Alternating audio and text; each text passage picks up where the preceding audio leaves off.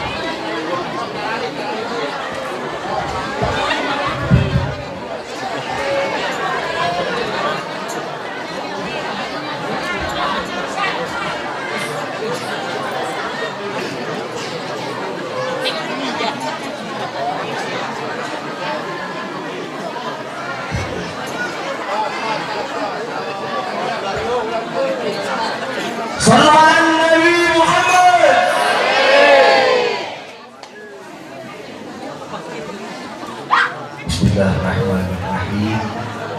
Assalamualaikum warahmatullahi wabarakatuh. Waalaikumsalam warahmatullahi wabarakatuh. Yang sama kita muliakan dan kita hormati para alim ulama, para kiai, para sesepuh, para tokoh masyarakat yang selalu kita harapkan doa serta keberkahannya.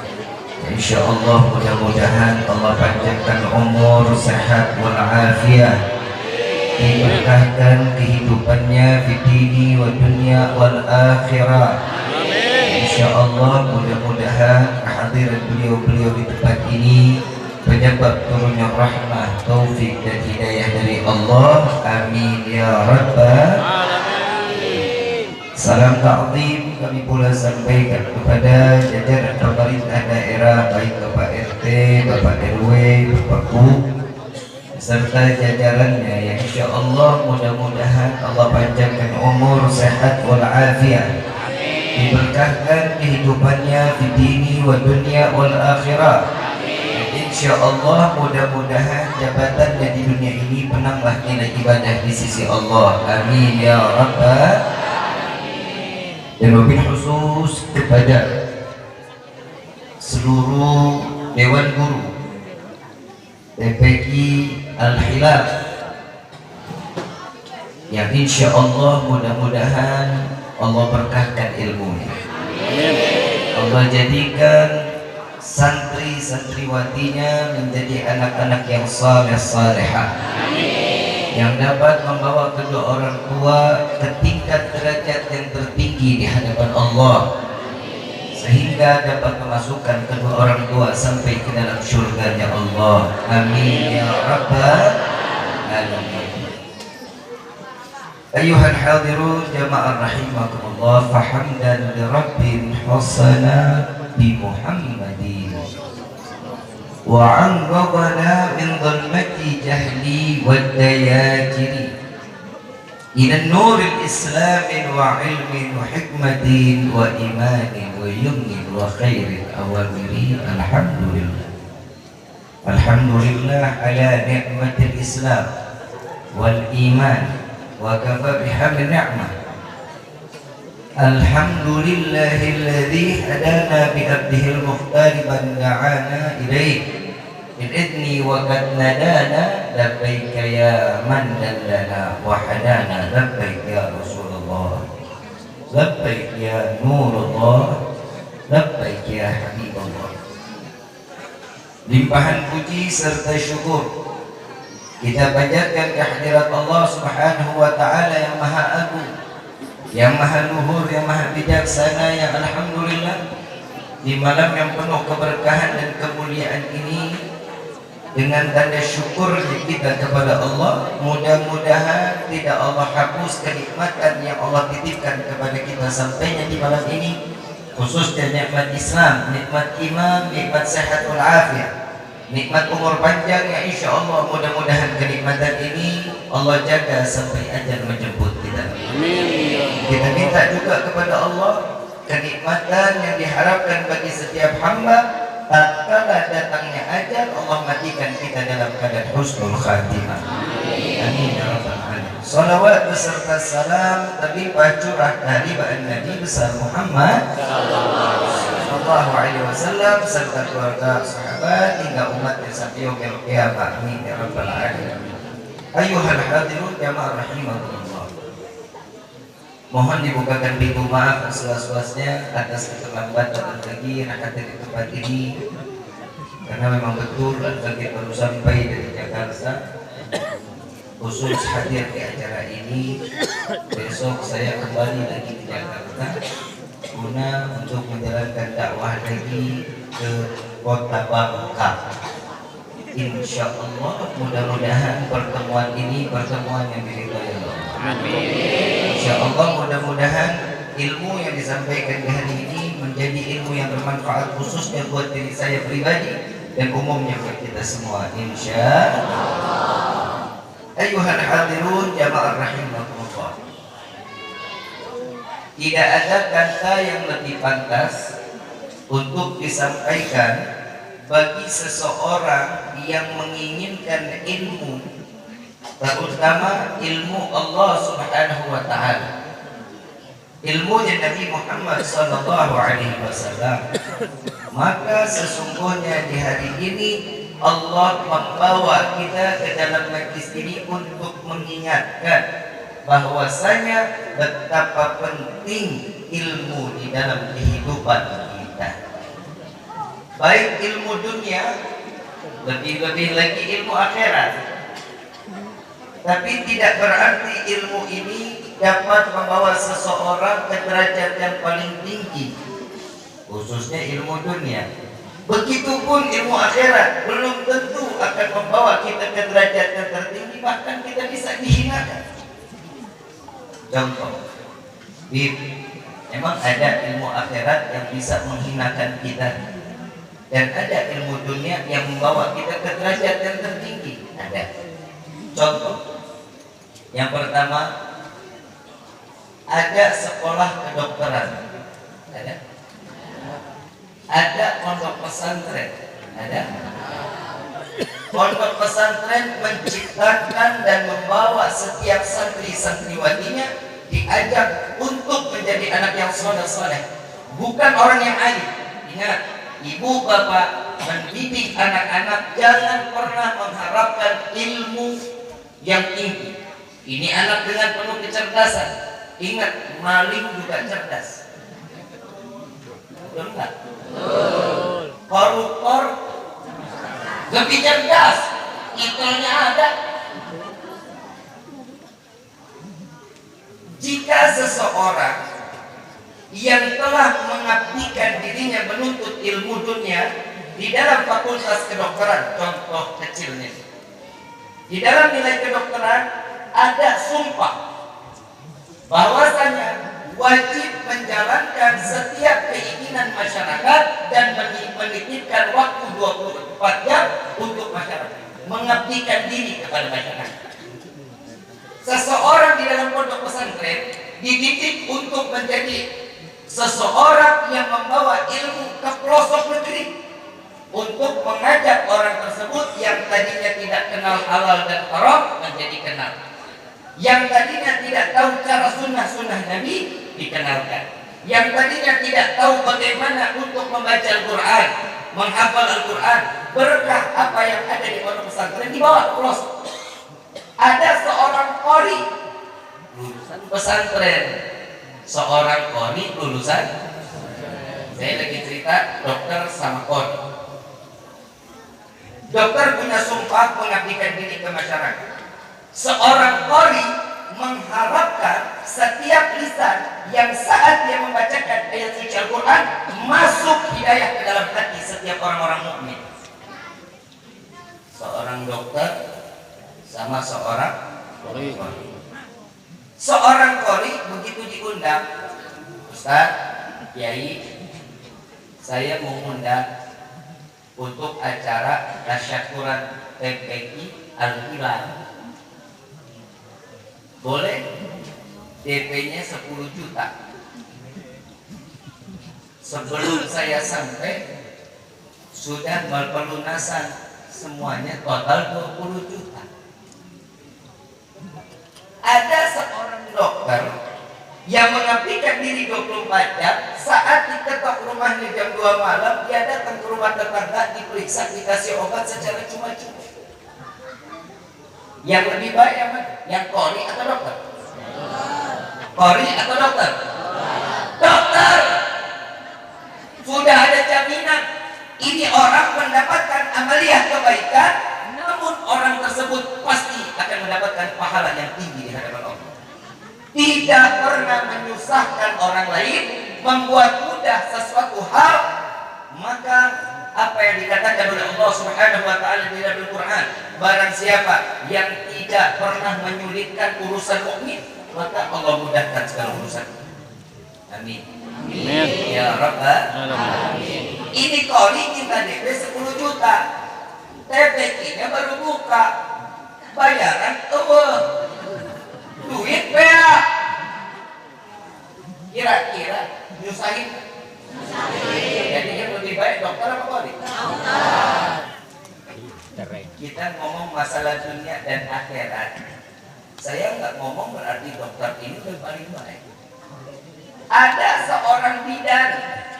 Ini sekarang saya nggak mau pakai banyak-banyak dalil-dalilan lah. Kita otak udah banyak kan necip. Mesti ada perumpamaan kayak gitu. Ada seorang bidan yang satu dengan bidan yang lain profesinya sama. Bidan yang satu mengusahakan anak lahir dalam keadaan normal. Ada bidan yang satu nggak mau tahu, pokoknya harus sesar. Yang paling baik yang mana? Yang paling baik bapak kalau punya duit. Gak enak kan? Kalau bapak nggak punya duit normal tuh, betul? Sesar, apalagi? Dari kedua profesi yang sama bisa menjadi sesuatu hal yang menjadi buruk buat diri tersebut, ilmu yang dapat menjerumuskan orang tersebut ke dalam neraka jahanam. Na'udzubillah. Jadi ilmu yang bagaimana? Yang pertama, makanya Imam Syafi'i radhiyallahu anhu waradahu, beliau mengatakan, wallahi, dengan beliau bersumpah, saya tidak akan pernah jenuh, takut dengan berjumpa orang yang berilmu, cerdas, pintar. Imam Syafi'i enggak kan? Imam Syafi'i umur 12 tahun udah membuka fatwa, udah menstempel fatwa umur 12 tahun karena izin dari Imam Malik. Imam Malik saat didatangi Imam Syafi'i umur 9 tahun ketok rumah, wahai Imam Malik, saya ingin belajar menuntut ilmu. Dia bilang yang terima Imam Syafi'i ini pembantunya masuk ke Imam Malik. Imam Malik ada yang nanya, ada namanya Muhammad Idris, Syafi'i julukan. Mau ngapain? Mau nuntut ilmu katanya. Mau nuntut ilmu, jangan balik lagi sebelum menghafalkan kitab Muwatta. Dibilang, wahai Syafi'i, Imam Malik bilang suruh hafalin dulu Muwatta baru datang lagi. Apa kata Imam Syafi'i? Umur 9 tahun. Apa jawaban Imam Syafi'i? Sampaikan kepada Imam Malik, Muwatta ada di dalam kepala saya. 9 tahun udah hafal. Imam Syafi'i saat Imam Malik pergi, beliau memberikan fatwa umur 12 tahun. Itu handphone habis kerentan kayak. Biasain kalau lagi di majelis handphonenya di silent, handphone di silent atau enggak ditarik, ya jangan disuarain. Kenapa? Karena yang pertama pasti buku yang lain, yang kedua yang ceramah pasti juga terganggu. Terusin nggak nih? Sampai mana? Sampai subuh. Sampai subuh. Ini TPI atau bioskop? Ibu bapak yang dirahmati oleh Allah, ada yang bilang nama udah lama juga ya, masuk kerabat mulia saya. Udah berapa lama? Terakhir tahun berapa saya? 2021 ya, pas COVID ya, pas COVID. Tapi alhamdulillah sebelum COVID 2019 saya masuk kerabat mulia. Tapi alhamdulillah orangnya nggak ada yang berubah. Jadi ya, ilmu dunia ini bisa baik, bisa jadi buruk. Ilmu akhirat begitu juga. Tapi sebagian ulama menyatakan bahwa setiap anak yang dititipkan di satu majelis, mau itu TPQ, mau itu TPA, ya, mau itu PAUD Islami, itu saat anak-anak dibawa ke tempat yang dimana tempat tersebut dikenalkan Allah dan Nabi, maka tempat tersebut paling baik. Insya Allah. Tahu Iblis? Tahu Iblis kan? Kenal. Oh, udah pada cerdas. Saya kemarin ceramah di daerah Bogor Puncak, di daerah Kampung Jawa. Saya tanya, kenal gak sama Iblis? Kenal, wow, temen banget rasanya. Iblis alim gak? Iblis berilmu gak? Ilmu luar biasa. Keilmuannya Iblis gak tanggung-tanggung. Ayatul kursi passwordnya Iblis. Allahu la ilaha illa huwal hayyul qayyum la ta'khudhuhu sinatun. Ini bisa masuk ke dalam surga passwordnya ayat kursi. Passwordnya Iblis ayat kursi. Begitu saat dikejar Nabi Muhammad SAW, ditambahkan ayatnya, wala yahudu hifdhuhuma wa huwal aliyyul azim. Nah, ini Iblis tak dapat nih. Kuncinya ternyata di Nabi Muhammad SAW, sehingga Iblis binasa. Dan disitulah Iblis pernah izin kepada Allah, ya Allah, saya ingin berjumpa dengan Nabi Muhammad. Iblis pengen ketemu Nabi, ketemu sama Nabi. Assalamualaikum, waalaikumsalam. Bukankah kau Iblis? Kata Nabi. Iya ya Rasulullah, aku Iblis. Aku mengharapkan syafaatmu ya Rasulullah. Aku ingin bertaubat kepada Allah. Bimbing aku untuk bertaubat kepada Allah. Iblis mau taubatnya hadapan Nabi. Ternyata ilmunya Iblis gak seberapa ilmunya Nabi. Nabi bilang apa? Engkau ingin bertaubat, cukup Allah akan terima taubatmu. Datang ke makam Nabi Adam, sujud di pusaranya, Allah akan mengampuni segala dosa. Apa jawaban Iblis? Hidupnya aja saya nggak mau sujud, gimana matinya? Ada orang yang berilmu sombong, 11-12 sama Iblis. Mudah-mudahan di sini orangnya ilmu tapi rendah hati, insya Allah. Ternyata di atas ilmu ada lagi. Imam Syafi'i meneruskan, aku tidak takut berjumpa dengan orang yang berilmu. Sungguh aku sangat segan jika berjumpa dengan orang yang berakhlak. Orang yang berilmu belum tentu punya akhlak, tapi orang yang berakhlak sudah pasti dia mengamalkan ilmu akhlaknya. Ini yang paling penting, akhlak.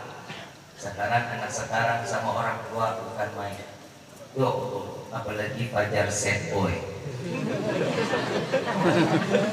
Bahkan gue ikutin di TikTok juga. Kita lagi sama-sama viral kita. Ternyata Fajar ini hafizul Quran, Bapak. Gak nyangka kan orang yang begitu tapi hafal Quran. Dia ini kalau kita dibilang sad boy-nya ini memang wajahnya menyedihkan. Wajahnya sudah pasti menyedihkan. Saya belum lama ketemu, tapi nggak secara langsung. Tapi begitu saya lihat bukannya menyedihkan, bukan? Masya Allah, mudah-mudahan banyak umur sehat. Beliau bawa hadisnya bagus, bawa ayatnya bagus, penjabarannya bagus, Masya Allah. Tapi insya Allah mudah-mudahan kalau pagi sunat, teman-teman yang viral di TikTok insya Allah saya undang semua.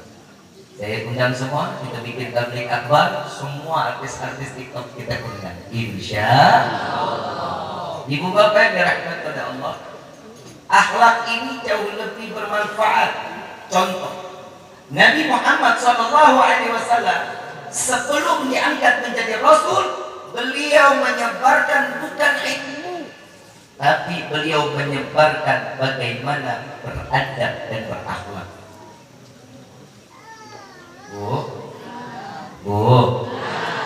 waktu melahirin banyak macam-macam nggak di perut? Sebelum melahirkan itu anak di dalam perut banyak macam-macam. Tiba-tiba nendang, betul? Tiba-tiba sikut bergerak, benar? Sama biniku juga begitu nih. Doain ya biar lahirnya lancar ya. Amin. Allah kasih mamanya sehat, babynya sehat insya Allah. Nabi Muhammad saat di dalam perut Siti Aminah sudah mencontohkan akhlak. Nabi Muhammad di dalam perut sudah berakhlak. Kok bisa ya, Siti Aminah di dalam riwayat nggak pernah ngidam, nggak ngerasa berat, jalan lenggang aja, nggak kepikiran ini pengen itu. Kan beda sama ibu-ibu kerabat murid. Hidung mancung minta diusap, betul? Kepala botak minta dielus, pengen mangga nyolong, betul nggak? Mana pinggang sakit, perut berat, tidur nyamping kiri salah, kanan salah, celentang enggak, apalagi tengkur, jadi ayunan itu, betul nggak? Tapi Nabi Muhammad di dalam perutnya udah berakhlak, nggak bikin susah orang tua. Beda nggak sama anak kita sekarang? Saya ngomong ya, ibu yang jawab. Beda nggak? Apa sih yang bikin anak kita susah punya akhlak sama orang tua? Apa? Yang pertama, handphone. Jarangnya komunikasi antara anak dengan orang tua. Ini yang menyebabkan anak tidak akan pernah untuk nurut mengikuti apa yang diperintahkan daripada orang tuanya. Dia lebih mengikuti handphone daripada orang tua. Betul nggak? Jangan betul doang ya. Bapak kerjaannya kan ngebon, jalan, kerja. Banyaknya anak sama siapa? Ibunya. Bapaknya. Kalau ada yang bilang bapaknya mah fitnah. Bu, bapak berangkat kerja, ibu banyakin komunikasi. Nah, tentang apapun diajak komunikasi. Saya sayang betul sama anak. Tapi tak kala dia sudah memegang handphone, saya bisa keluar tanduk ibu. Benar-benar. Handphone saya banting, udah nggak tahu berapa handphone saya banting. Setiap pagi pegang handphone, saya banting handphone. Setiap pegang handphone, saya banting handphone. Sampai pagi, sampai sekarang trauma. Kalau pegang handphone jangan dikasih pagi, nanti dibanting sama wallet handphonenya. Saya lebih baik rugi masalah duit dunia dibanding saya rugi anak saya kelak yaumil qiyamah melempar saya ke dalam neraka jahanam. Nauzubillah min dzalik. Tahadutan binikmah. Saya bilang sama istri saya, pagi mau dibawa syuting kemanapun silahkan, pagi mau jadi artis besar silahkan. Tapi satu, nilai agama tetap harus ada di dalam diri. Kadang kan orang tua bawaannya kesianan, kalau bapak kan nggak kesianan sama anak, benar pak? Kalau ibu, ya Allah nangis sedikit, bapak nggak ngasih, ibu ngasih pak. Bapak pergi, saya mau tanya, ngasih makan anak, tahu, tempe, sop, betul? Diikutin nggak tuh anak jalan kemana aja? Gak bakalan. Sediain ini kontak. Biar apa? Biar apa? Biar anteng gitu. Biar gak jalan-jalan gitu. Saya kasih amalan supaya anak anteng mau. Cekek. Mana ada pak anak kecil anteng? Berarti bermasalah psikologinya. Anak kecil kecicilan lari sana lari sini ya wajar. Tapi kita dulu juga begitu. Emak kita udah capek kadang sampai kecebur balong. Betul nggak? Ibu sekarang orangnya pada mau instan, nggak mau capek ngurusin anak. Bu, saat ibu di handphone, ibu nyuapin anak, itu anak melihat tangan ibu nggak? Lihat nggak apa yang disuapin? Nasi habis, kalau nggak percaya besok pagi begitu sarapan kasih sarapannya habis, ambil selop kasih ke depan mulut, insya Allah digigit. Pasti. Kenapa? Karena nggak mikir, yang fokus ke situ. Saat makanan habis, handphonenya selesai. Enggak, ini masih jalan terus. Saat dia mulai cinta dengan sesuatu barang, akan gejolak emosi. Kuota habis, bisa dibanting handphone.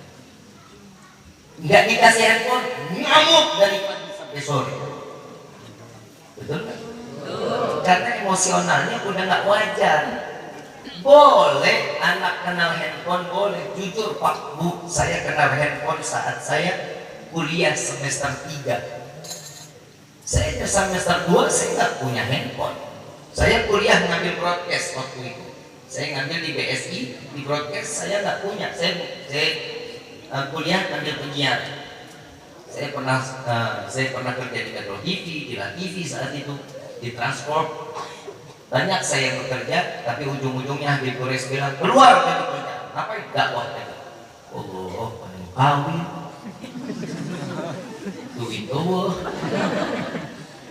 Tapi apa kata guru, subhanallah ini jadi obat buat kita. Ya, makanya anak sekarang dengar orang tua nggak mau, dengar kurang ajarkan guru diajak berantem. Ada kan begitu? Dan yang kedua, orang tua kalau ngurusin anak, urusan sekolah biarin gurunya. Urusan ditepeki, urusan ustadzahnya. Orang tua jangan ikut campur, kita mah terima jadi. Karena kita tahu kekurangan kitanya apa. Coba lihat anak sekarang, murid disentil dikit sama guru, lapor ke polisi. Betul nggak? Makanya anak sekarang tuh lembek. Mainnya lato-lato. Gue lagi bingung gimana berhenti, ada bunyi takok.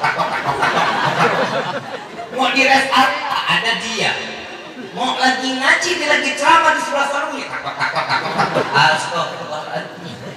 Tapi nggak apa-apa sih, mak bapaknya juga ikut main. Benar nggak? Tapi alhamdulillah handphonenya agak singkir dikit ya. Alhamdulillah. Tapi jangan main tengah hari bentek tuh. Main tengah hari, oh bisa ribut sama tetangga gitu. Pak, Bapak juga nggak boleh diem Pak untuk cara mendidik anak. Kenapa? Karena di dalam Al-Quran Allah menyebut orang tua ayah sebanyak 6 ayat. Orang tua perempuan cuma 4, ibu 4 ayat, yang laki 6 ayat. Kenapa? Tegur anak, didik anak, buka handphonenya. Dia nggak mau buka, dia pakai kode, suruh buka kodenya. Dia pakai fingerprint, ambil fingerprint, pakai jari. Nggak mau juga, sita handphone. Kamu bodoh amat. Belajar untuk mempunyai orang tua ini jadi tegas. Nggak kurang, banyak orang tua yang dibakar hidup-hidup sama anaknya. Ada apa? Banyak nggak anak yang memenjarakan orang tua? Ada nggak ibu perkosa anaknya? Bapak perkosa anaknya? Ada? Kenapa? Kurangnya ilmu dan tidak memiliki akhlak. Ini TPI ini, Al-Hilal ini mendidik putra putri kita menjadi anak-anak yang soleh-soleh. Saya tanya, Habib Gores pernah bicara sama saya Pak. Saya keliling pondok berdua sama beliau pukul 2:30 pagi. Saya berdua sama beliau keliling pondok pesantren. Jadi ada berapa banyak santri yang ada di sini? Waktu itu kurang lebih 460 santri-santriwati. Karena gedung yang baru belum jadi. 460. Banyak dia, banyak Habib.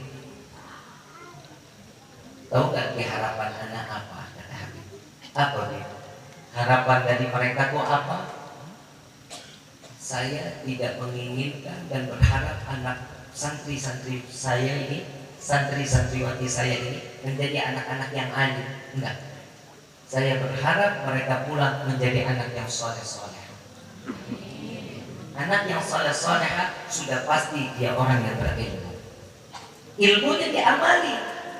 Solehannya dalam arti apa? Saat disampaikan apa yang dikatakan orang tua, iya. Disuruh mengerjakan ini, iya. Tidak pernah ngebantah apa yang diperintahkan oleh orang tua. Makanya peran orang tua saat menitipkan anak di madrasah, di pondok pesantren, boleh silahkan. Saat mereka pulang, jangan dirusak anaknya. Makanya kita di pondok pesantren Asif, setiap kali pulang pesantren kita kasih tuh buku ujangan. Buku ujangannya cuma tipis katanya. Nasihat Habib Gores untuk santri, nasihat Habib Gores untuk orang tua. Ada di dalam sakunya. Dan ini tidak boleh keluar dari sakunya, walaupun dia keluar kemanapun. Saat dia pulang ke tempatnya masing-masing, nggak boleh turun dari saku. Saat dia ingin berbuat sesuatu, dia lihat lagi nasihat Habib Gores. Ini manfaat. Kenapa? Ternyata apa yang telah disampaikan itu meminimal anak tersebut untuk bermaksiat kepada Allah. Kita didik di pondok 1 tahun, rusak cuma seminggu di rumah kita. Kita didik anak kita di pesantren, nahu, sorok, baca kitab, ngamalin, qiyamul-lail, tahajud, sholat taubat, sholat hajat, adkar, wiridul latif sebelum subuh, wiridul latif setelah asar, baca ratib, baca maulid, baca wirid sakrat, baca hadrah basaudan, baca burdah. Di rumah udah gak pernah lagi dibaca. Hilang. Mestinya orang tua mendukung. Nah, saat dia mulai apa aja yang dilakukan, ini loh Bu, Pak, ini yang dilakukan, orang tua ikutin. Selamat. Kenapa? Karena ini pendidikan. Bapak Ibu masuk pondok kan nggak mungkin. Makanya dititip anaknya agar apa? Agar orang tua merasa juga terbimbing. Ini fungsi pondok pesantren, membawa ilmu yang ada di pondok untuk yang di rumah. Bukan bapak tugasnya nyari duit, berikan pembayaran yang benar, ibu cuek aja, apa makanan yang disukain kita masakin, bukannya begitu. Tapi ikut serta di dalam apa yang dia lakukan di pondok pesantren. Saat dia pulang, ibu bapak ikut, saudaranya ikut. Kenapa? Mendukung dan mensupport apa yang telah dilakukan anak-anak di dalam pesantren. Ini yang kita ini lupa. Ya Allah Bib, saya nggak kepikiran. Iyalah nggak kepikiran. Orang timbang di hati itu cuma kangen. Udah sampai di rumah, disediain masakan, apa mau apa nak, mau ini tidur apa tengah malam, ya udah nggak apa-apa. Orang dia mumpung lagi pulang, disono ntar kerja lagi. Ini gimana gue jadi anak yang baik? Qurannya diliatin, bapak ibu nggak bisa baca Quran, dengerin anak baca Quran, nyimak aja nyimak dia baca Quran, bapak dapat pahala. Makanya didikan orang tua kita ini didikan pertama di dalam hidup kita. Jangan pernah lepas untuk mengajarkan dia Bismillahirrahmanirrahim, baca Al-Fatihah, qul a'udzu birabbin nas, minimal juz amma keluar dari lisan orang tua. Kenapa? Saat ini anak dewasa, dia saat dimana dia baca sholat, baca ayat itu, baca sholat itu pahalanya orang tua dapat. Ini anak subhanallah kerja apa? Pondok pesantren, dia lari ke Hadramut, ke Mesir, ke Yordan, kemana aja? Pulang punya pondok pesantren, punya santri banyak, pahalanya akan menjadi jariah untuk orang tua sehingga orang tuanya sampai ke dalam surga Firdaus A'la. Amin ya rabbal. Ada satu kisah ibu bapak yang dirahmati Allah. Ada seorang ibu tua memiliki dua putra. Dua putra ini kejadian nyata bapak. Ibu yang dirahmati Allah punya dua putra. Yang satu putra nuntut ilmu. Ini ibu punya firasat. Ya, ibu itu firasatnya paling kencang buat anak-anaknya. Kalau bapak gak punya firasat, bapak gak bakal susah punya firasat sama anak susah. Tapi kalau ibu firasatnya nyampe. Tapi bingung kan, kalau anak sakit yang bisa nyembuhin panasnya siapa? Bapak. Pasti bapak. Ibu teranjang, ini anak teranjang di badan ibu gak bakal sembuh. Tapi kalau bapak saat ini anak badan panas, dibawa digendongin ke bapak, panasnya nyerap di bapak. Anak sembuh, bapak yang menggigil mereka. Benar nggak? Pernah nggak ngerasain itu? Kenapa? Ternyata obat seorang anak adalah detak jantung seorang ayah. Beruntung yang punya ayah. Ya, makanya kalau kita punya anak perempuan nih Pak, kita punya anak perempuan pasti paling dekat sama bapak. Anak laki-laki paling dekat sama ibu. Betul nggak? Kenapa? Mereka cari kenyamanan. Dua putranya ini, ibu ini punya firasat bahwa sebulan lagi anak yang pondok pesantren mau mati. Pasti kembali kepada Allah. Ada tetangganya ahli maksiat, tukang gali kubur. Tukang gali kubur begitu dia minta, Pak, tolong besok buatkan saya lubang untuk anak saya. Jenazahnya udah ada belum? Belum, udah gali aja dulu. Digalilah kuburan. Subhanallah, besoknya benar anaknya meninggal dimakamin di lubang ibunya ini. Begitu dimasukin yang namanya tukang gali kubur, dia yang ngambil, dia yang naruh, dia yang nutup. Saat ini ditutup, ini anak tiba-tiba terseret ke dalam pusara. Kaget ini orang, pingsan. Dibangunin, ada apa? Ada cahaya yang membawa anak ini terus ke dalam mana? Kita nggak tahu ini siapa. Nangis ibu. Dapat beberapa bulan, anaknya yang satu lagi, ibunya punya firasat. Pahit ini mati lagi. Dia bilang, Bapak, saya yang kemarin minta dibuka, tolong tanah untuk dikuburkan anak saya, ini hari saya minta lagi. Buat apa? Udah cepetan buka. Benar, digali sama dia. Anak kedua meninggal juga. Saat dibawa masuk, sama terseret juga. Tapi yang ini tukang gali kubur nggak kaget. Kenapa? Karena sudah pernah merasakan apa yang dirasakan di awal. Nggak kaget, ditanya. Selesai pemakaman, ibunya ditanya, Bu, ibu ini punya amalan apa sih Bu? Kok ini punya anak dua-duanya hilang di dalam? Nggak kelihatan jasadnya, ditarik entah kemana. Yang pertama, apa amalan anak ibu? Anak saya yang pertama adalah seorang santri.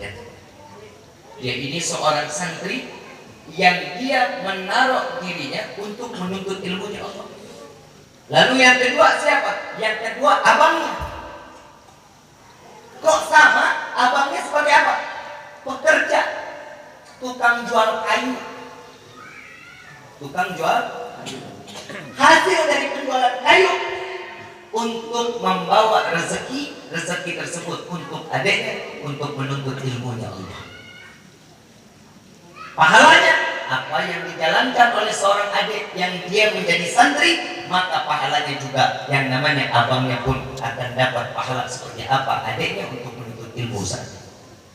Makanya ibu bapak, saat anak lagi ngantren, anak lagi di madrasah, rezeki keluarin. Kenapa? Di situ ibu bapak akan terseret karena rezeki ibu bapak yang telah diberikan kepada ustazah untuk pendidikan anak-anaknya, maka orang tua akan terbawa sampai ke dalam surga Firdausul A'la.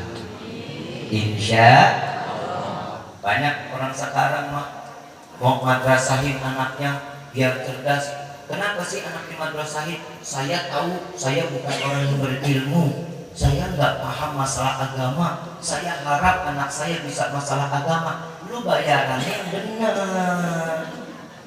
Udah bayaran 20.000, nunggaknya 2 tahun. Lihat ustaz sekarang mana yang gemuk-gemuk, kurus, rumahnya pada ngontrak kayak gua. 20.000 mau apa? Nunggak buat ya, kasih rezeki. Bentar lagi mau datang bulan Ramadan, betul? Rajab, Sya'ban, berapa bulan lagi kita nih? Ya Allah, 3 bulan lagi kita nih. 3 bulan lagi kita datang bulan Ramadan. Yang pertama, setelah datang ziarah ke orang tua, ziarahin guru-guru. Berkah hidup kita ini cuma 2, Pak, Bu, 2, orang tua dan guru. Yang istri sama siapa keberkahnya? Suami. Minta maaf dulu sama suami. Kenapa? Karena hidupnya tiap hari bikin susah. Betul nggak? Betul nggak? Setiap istri begitu kan? Bikin susah nggak? Lah emang ibu diciptain emang buat bikin susah laki-laki. Jadi ibu pertahanin, nggak apa-apa. Nanti ada keluar dari surga ulah siapa? Ayo perempuan lagi. Bapak jangan khawatir Pak. Udah dari zaman Nabi Adam kalau perempuan sering nyusahin. Jadi nggak usah bingung. Kalau ada perempuan sekarang banyak yang nyusahin, alhamdulillah saya mengalami apa yang dialami oleh Nabi Adam. Bu, tapi jangan terlalu sering bikin susah ya. Laki-laki itu kadang suka ilfilnya tinggi. Tahu ilfil? Tahu ilfil nggak? Hilang feeling. Yang tadinya sayang hilang, yang tadinya cinta hilang. Kenapa? Ibu banyak maunya. Dikit-dikit duit, dikit-dikit duit. Giliran diajak ogah. PA. Betul nggak Pak? Bapak umur 50, Bapak hobinya apa sih Pak? Rancang. Emang Ibu hobinya apa? Ngabisin duit Bapak. Bu, saat seorang laki-laki di dalam puncak keinginannya, kasih. Berikan, mau ibu capek, mau kagak, kasih. Kenapa? Disitulah. Lo kok pada ketawa sih?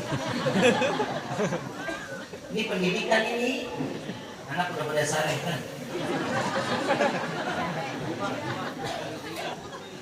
Oh lagi libur, makanya punya bini 2. Yang satu libur, yang satu lagi masuk. Ini dua-duanya kan kalau yang begini repot namanya. Kalau 7 hari, nah kalau 14 hari habis dihubungin semut. Bu, ya sayangi suami ya. Pendidikan juga ada di dalam rumah tangga kan ada pendidikannya, betul? Makanya dan yang terakhir dari saya, jangan pernah membuat sesuatu keributan di depan anak. Jangan ya. Ibu, bapak kalau ribut di depan anak jangan. Kenapa? Psikologi anak pasti akan terganggu. Anak ini gak bakal tahu siapa yang salah, siapa yang benar. Anak gak bakal nilai. Tapi anak tahu saat bapak yang dia lihat lagi marah, jika ini anak perempuan, dia gak akan pernah semasa hidupnya gak mau cari laki-laki untuk menjadi pendamping hidupnya karena ngelihat orang tua laki-lakinya marah, kasar. Jika ada seorang laki-laki ngelihat betul pas ibunya dia lagi marah, pukul bapaknya, padahal yang salah bapak. Ini anak terpatri di dalam pikirannya sampai detik nggak mau sama perempuan, maunya sama laki juga. Paham nggak? Ini perubahan ini bisa terjadi karena siapa? Karena olahnya orang tua. Ya, makanya fungsi di dalam pendidikan cari tahu siapa teman mainnya, dengan siapa dia bergaul, dengan siapa dia duduk, ini harus dicari tahu. Kenapa? Kalau ibu bapak mau selamat anak dunia akhirat, ikutin cara apa yang diberikan oleh Nabi Muhammad SAW. Insya Allah anak-anak kita menjadi anak-anak yang soleh-soleh. Amin. Didik dalam agama. Sholat malamnya, bu, ini malam ibu pernah nggak nyuruh anak, cuci muka, sikat gigi, cuci tangan, cuci kaki, pernah nggak nyuruh gitu? Pipis habis itu tidur, pernah begitu? Jangan diajarin cuma begitunya doang. Ibu bilang, nah cuci muka, cuci kaki, cuci tangan itu maksudnya wudu. Pipis dulu, setelah pipis ambil wudu, setelah wudu sholat 2 rakaat minimal, sholat hajat. Minimal sholat hajat, biar anak meminta sesuatu kepada Allah dan bergantung dirinya kepada Allah. Insya Allah ini anak pastinya akan menjadi dampak doa yang besar buat kedua orang tua. Anak orang tua sekarang mana mau, ayo cepat kan, mau cuci tangan, cuci kaki, cepat kan, masuk kandang, anak tempat tidur lah. Apalagi kalau udah maghrib, jangan keluar, ini udah maghrib, entar diculik sama kalung air. Geblok banget. Orang tua anak disuruh takut sama kalung wewe, sama Allah nggak disuruh takut. Jangan loncat-loncatan di atas kasur, tak keluar kepala tuh dari ujung tempat tidur. Semuanya diserta takutin sama setan, jadi lebih takut sama setan daripada sama Allah. Jangan kayak gitu, ya dirubah. Anak lagi tidur, ya ini awalnya mulai bayi ini anak lagi tidur dibacain yang bener, lu nyanyiinnya kagak-kagak. Pak Mustafa si Dule di rumahnya ada tepung, ada kelapa. Betul nggak? Pernah nggak nyanyi begitu? Ada lagi lagunya, Dung Indung Siti Aisyah mandi di kali, tidak. Ini lagu hinaan buat istri Nabi Muhammad SAW. Hati-hati ibu ya. Ini lagu hati-hati. Kenapa? Penghinaan untuk Siti Aisyah. Yang dikatakan Aisyah. Betul? Tadi saya ingat lagu yang pertama, Pak Mustafa si Dule di rumahnya. Mustafa siapa? Rasulullah SAW. Dule siapa? Apanya? Paham? Ini hati-hati. Dua lagu ini secara tidak langsung jika kita menyanyikan, kita termasuk golongan orang yang kafir. Hati-hati. Makanya kita orang-orang tua kita dulu tuh diajar itu.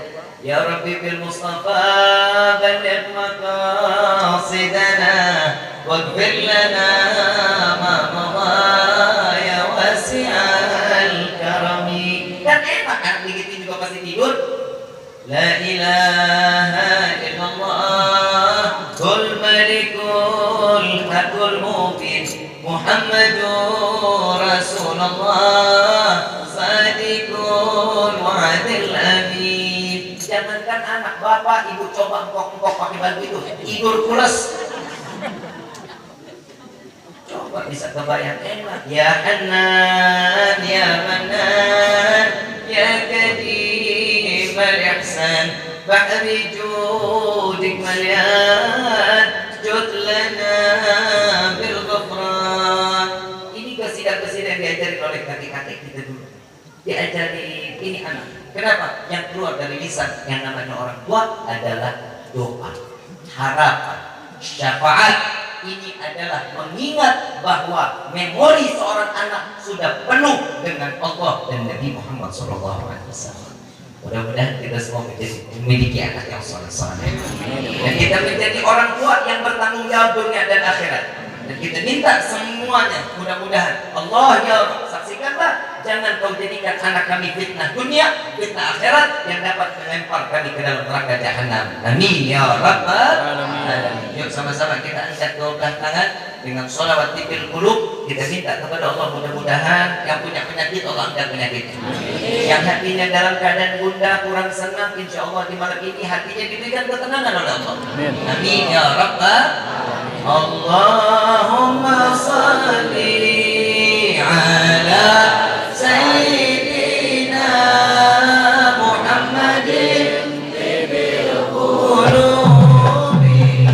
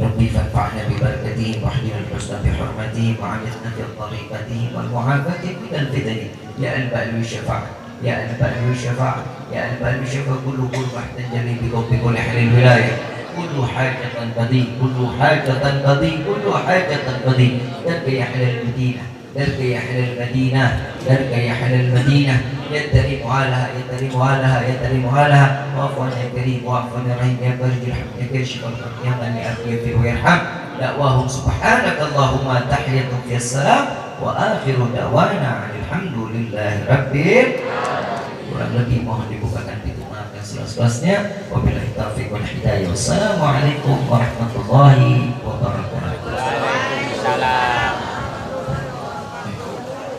Ya Rasul